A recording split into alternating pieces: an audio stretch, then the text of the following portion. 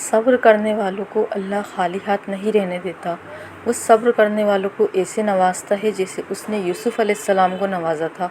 حضرت یوسف علیہ السلام نے بہت زیادہ تکلیفیں برداشت کیں، بھائیوں کی حسد، عزیز مصر کے جانب سے دی گئی سزا اور قید خانے میں اٹھائی ہوئی مصیبتیں اور بہت ساری پریشانیاں،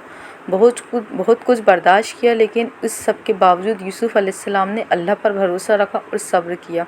اور اس صبر کے پھل کے طور پر اللہ نے انہیں مصر کا بادشاہ بنا دیا۔ اگر آپ بھی کسی تکلیف میں، مصیبت میں، پریشانی میں مبتلا ہیں تو صبر کریں اور یقین رکھیں یوسف علیہ السلام کا اور ہمارا رب ایک ہی ہے۔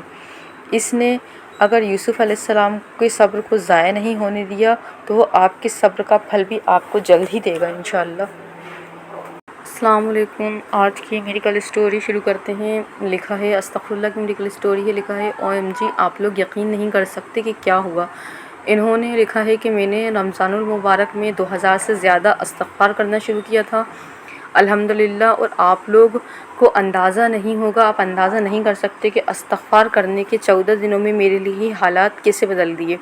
اللہ تعالیٰ نے ان کے لیے 14 رمضان میں شروع کیا تھا تو 14 دن میں ان کے حالات بدل گئے۔ اور لکھا ہے میرے 5 خواب سچ ہونے اور ان میں سے ایک معجزہ ہوا، مطلب ان کے 5 جو خواب تھے اللہ نے دکھائے ہوں گے انہیں تو وہ ان کے سچ ہوئے اور ایک معجزہ ہوا تھا، جس میں کمنٹ سیکشن میں نہیں بتا سکتا، لیکن میں یہاں صرف ایک ثبوت لے کر آیا ہوں تاکہ آپ لوگوں سے یہ کہوں کہ پلیز استغفار اور الحمدللہ کریں، کیونکہ اللہ توبہ کرنے والوں اور شکر کرنے والوں کو بہت پسند کرتا ہے۔ یہ مطلب انہوں نے اپنی اسٹوری بتائی ہے۔ اسٹوری میں یہ نہیں بتایا کہ ان کے کون سے خواب تھے، اللہ تعالیٰ نے کون سے ان کے لیے معجزات کرے۔ اب ان کے وہ پرسنل معجزات ہوں گے جو بھی ہوں گے، ہر کوئی اپنی اسٹوری پوری شیئر نہیں کر سکتا، ریویل نہیں کر سکتا، تو انہوں نے بتایا ہے کہ 14 دن کے اندر ہی اللہ تعالیٰ نے ان کے لیے معجزے کرے، ان کی دعاؤں کو قبول کرا، اور انہوں نے اللہ تعالیٰ نے ان کو شکر کرنا پسند کرا ان کا، اور استغفراللہ کرنا پسند کرا۔ انہوں نے یہ بتایا ہے کہ آپ لوگ بھی استغفراللہ کرنا اور شکر کرنا شروع کر دیں، کیونکہ اللہ تعالیٰ توبہ کرنے والوں کو اور شکر کرنے والوں کو بہت پسند کرتے ہیں۔ ہم صرف توبہ کرتے رہتے ہیں، لیکن ہمارے پاس اگر کوئی نعمت نہیں ہوتی تو ہم اللہ تعالیٰ سے ناشکری کرنے لگتے ہیں، اس کے پاس تو یہ ہے، ہمارے پاس کیوں نہیں ہے، اس کی دعا تو قبول ہو گئی، ہماری کیوں نہیں ہوئی۔ تو ہر حال میں اللہ تعالیٰ کا شکر ادا کریں تو اللہ تعالیٰ ایسے جلدی معجزات کرتے ہیں لوگوں کے لیے۔ اللہ تعالیٰ شکر کرنے سے اور زیادہ ہماری نعمتوں میں اضافہ کرتے ہیں۔ سیکنڈ میڈیکل اسٹوری ہے میریکل آف استغفراللہ ان تہجد۔ اسٹوری میں لکھا ہے السلام علیکم، میں اپنی حالیہ کہانی شیئر کرنا چاہتا ہوں، جو مطلب ابھی ان کے حال ہی میں جو ان کے ساتھ واقعہ ہوا ہے وہ، لیکن میں اپنی پہچان کو ظاہر نہیں کرنا چاہتا، میرے چاہتی لڑکی ہیں وہ۔ میرے شوہر 4 مہینے پہلے بے روزگار ہو گئے تھے۔ 2 مہینے پہلے ان کی نوکری کی تلاش میں وہ بیرون ملک گئے تھے۔ اس وقت میں روزانہ لگاتار لاتعداد استغفراللہ پڑھتی تھی اور تہجد ادا کرتی تھی۔ الحمدللہ ماشاءاللہ انہیں اپنی پسندیدہ جاب مل گئی، اور ہمیں اپنی دعاؤں میں شامل رکھیں، انشاءاللہ میں آپ کو بھی اپنی دعاؤں میں شامل رکھوں گی۔ دیکھیے لوگوں کو اللہ تعالیٰ استغفراللہ کے معجزات دکھاتے ہیں۔ بہت لوگ ہوتے ہیں بیرون ملک میں 2 مہینے میں جاب ملنا بہت مشکل کام ہوتا ہے، سالوں بھی لگ جاتے ہیں ٹرائی کرتے کرتے، لیکن استغفراللہ کی برکت سے اللہ تعالیٰ نے ان کی جاب لگوا دی، اور وہ تہجد بھی پڑھ رہی تھیں۔ اور زیادہ تو کوشش کرنا چاہیے کہ ہمیں تہجد کے وقت ہی زیادہ استغفراللہ پڑھنا چاہیے۔ کتنے بھی بار پڑھ سکتے ہیں، زیادہ نہیں پڑھ سکتے تو کم ہی پڑھ لیں، 100 بار پڑھ لیں، 50 بار پڑھ لیں، لیکن تہجد کے وقت تھوڑا بہت استغفراللہ پڑھنا چاہیے، کیونکہ وہ وقت جو ہوتا ہے اللہ تعالیٰ پہلے آسمان پہ آتے ہیں اور کہتے ہیں ہے کوئی مانگنے والا میرا بندہ، میں اس کی دعا کو قبول کروں، تو کیوں نہ ہم اس ٹائم اللہ تعالیٰ سے توبہ کا ذکر کریں، اپنی توبہ کریں، اللہ تعالیٰ سے معافی مانگیں، اللہ تعالیٰ ہمارے گناہوں کو بھی معاف کر دیں گے۔ اور تہجد کی دعا تو ایسی ہوتی ہے کہ وہ ایک تیر کی طرح ہوتی ہے جو اپنے نشانے پر جا لگتی ہے اور اس کا نشانہ کبھی نہیں چوکتا۔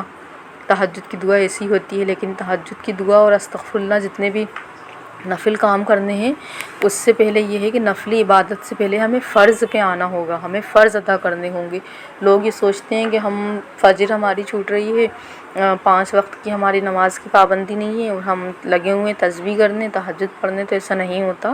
ہمیں پہلے اللہ تعالیٰ کے جو فرض احکامات ہیں ہمیں ان کو پورا کرنا ہے۔ اللہ تعالیٰ نے جو چیزیں ہمارے کو فرض کی ہیں